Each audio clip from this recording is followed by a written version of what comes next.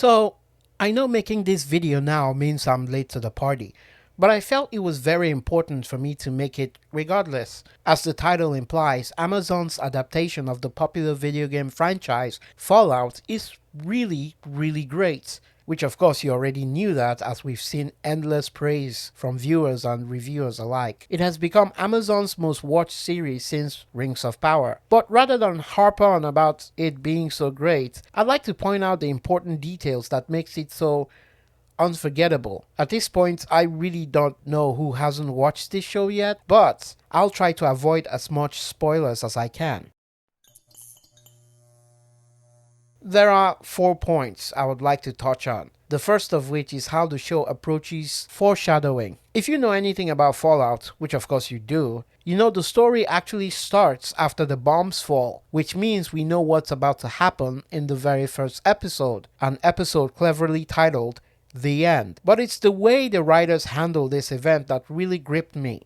The show starts with Cooper Howard, a movie star who has fallen from grace, performing at a children's party in order to afford life, driving home the whole falling from grace thing. As a bunch of families and kids play, we hear ominous news from the radio that makes us feel uneasy. To continue today, as the White House had no comment about the president's whereabouts.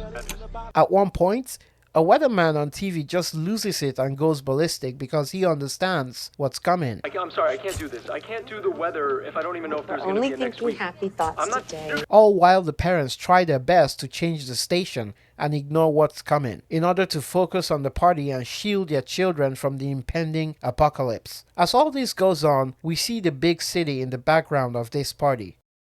Cooper's daughter asks him about the infamous thumbs up we've come to recognize from the Fallout series, and he explains it's about calculating your probability of survival when the bombs are dropped. While he goes to get us some birthday cake, the bombs fall on the city. But rather than show us the immediate impact of the bomb, we see the reflection of the destruction from the background, all while focusing on the horror and terror on the face of the little girl. We feel what she's feeling. And despite the fact that we knew this was coming, we were still at the edge of our seats.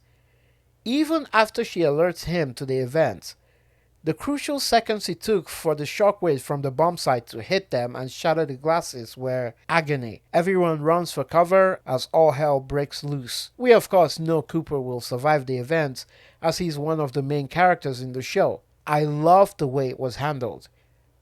Another good example of foreshadowing, we have the Vault Dwellers. We are introduced to life in Vault 33. Lucy McLean, the daughter of Overseer Hank McLean, is being prepped for an arranged marriage with someone from Vault 32. The Vault Dwellers have weird traditions.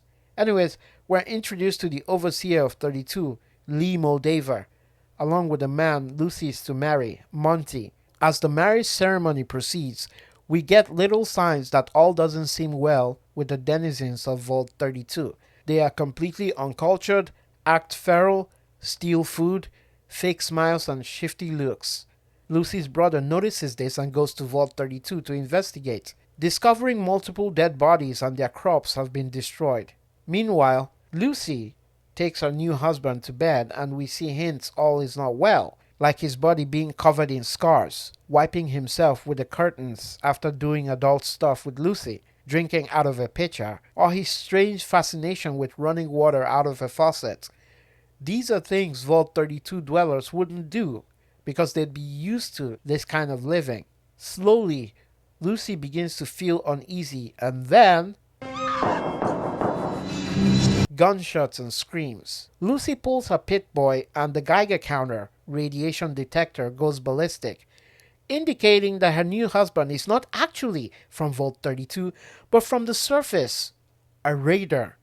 Until this point, we assumed 32 dwellers went rogue and slaughtered other members. But this reveal shows that actually no, the Vault dwellers were done in by raiders from outside, who somehow got into their vault. Here we have another excellent display of foreshadowing, wrapped in mysteries that keep we, the audience, guessing. Long after the events of episode 1, like I said, I will try to avoid major spoilers.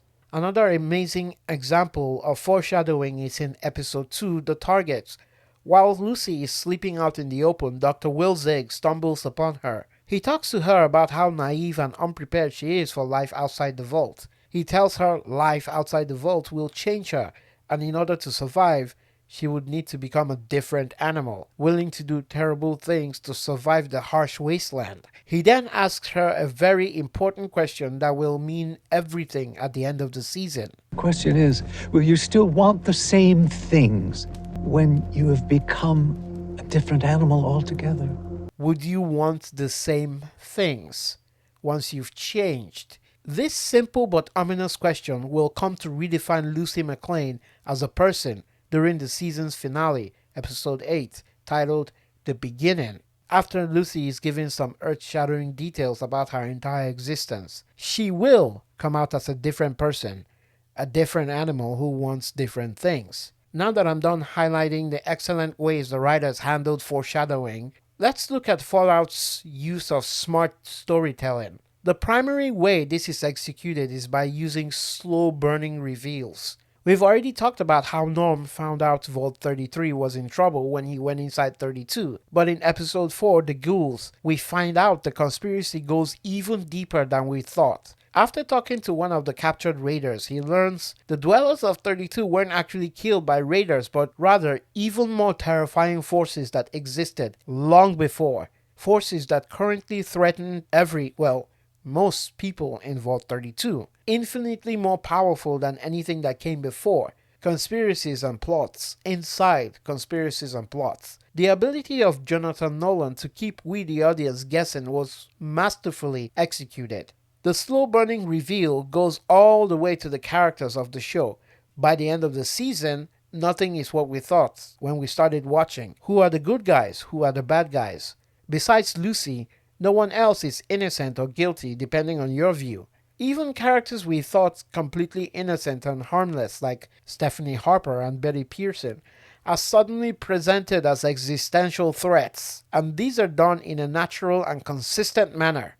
Speaking of character, the writers of Fallout waste no time in developing the characters. We get to see the events that took Cooper Howard from an all-American stand-up guy into a self-serving, ruthless, violent killing machine. We get to see Barb, Cooper's wife, go from being a sweet, normal, loving wife and mother into a ruthless corporate capitalist who would do anything for profit and to get ahead.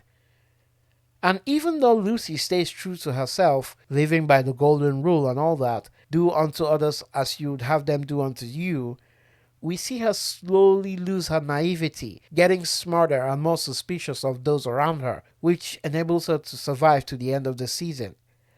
I want to highlight two very well written characters who aren't part of the main cast. This shines a light on Fallout's excellent writing. The first is Norman McLean. In the very first episode, we see Norm as nothing more than an annoying younger brother of Lucy. He's depicted a coward as he hides during the sacking of Vault 33 by the raiders. Lucy had to save him and then hide him as the fight continued. But as time went on, Norm would show incredible strength and courage that would propel the plots. What was once just a recurring character would become a very integral part of the show. His friend and partner in crime, Chet, got so scared of the information they had uncovered that he decided to stop digging. A reasonable decision because what they had uncovered could of course cost him his life. After Norm confronts Chet, Chet accepts being labeled a coward as that is preferable to death. Despite all the warnings, Norm keeps digging, deeper and deeper. You can make the argument that Norm's role in Fallout Season 1 was just as important as Lucy, the Ghoul, or even Maximus, despite being a recurring character. Second character is Thaddeus the Squire. Thaddeus is a member of the Brotherhood of Steel. We're introduced to Thaddeus as a terrible bully who likes to pick on and abuse other members of the Brotherhood for fun. After Dane got injured by a razor blade in shoes, I immediately came to the conclusion that Thaddeus was most likely behind it. Remember, he's considered an awful person, but after Maximus refuses to help Knight Titus, letting him succumb to his injury, the Brotherhood sends Thaddeus to replace his squire. Thaddeus, of course, thinks he's serving Knight Titus, not knowing it is in fact Maximus. Maximus, pretending to be Titus, asks him to say something about Maximus. Thaddeus then reveals that he actually liked Maximus and thought he was a good guy. He speaks from the heart and says he was saddened by his death. He explains he was the one getting bullied and then suggested someone else get bullied to end his suffering. That someone, of course, being Maximus. And just like that, we see Thaddeus in a slightly different light, more grey than black. This sweet moment deepens this character and makes us sympathetic to his struggles. And finally, what I think makes Fallout so great is just the little details. Take the Vault Dwellers, for example. If you were locked in with a bunch of people deep underground with food, running water, and everything you needed, what would that look like after 200 years? The writers thought of this very carefully. First, because of their assured safety, they would be very naive, polite, kind, and civilized. We see this when the elections were underway and the opponents were complimenting each other. Secondly, the arranged marriage stuff to procreate given the very limited gene pool. Third is the cousin stuff. Lucy was playing around with Chet, her cousin, experimenting. But what was really weird was everybody apparently knew this and was cool with it. Extraordinary when you think about it. It's just been normalized. Because they've been locked underground for 2 centuries, they've developed weird behaviors and culture that we, right now, would consider bizarre. And that is a display of excellent writing. Amazon's adaptation of Fallout is absolutely fantastic, packed with compelling storylines and amazing character developments, and great performances by great actors. At no point will you feel your time is being wasted. Months after watching the first season, you'll still be thinking about it. Season 2 can't get here soon enough. Please go watch it if you haven't already. Thanks for watching the video. Please like the video if you enjoyed it. If you haven't, kindly subscribe and click the bell icon for future videos. Thanks.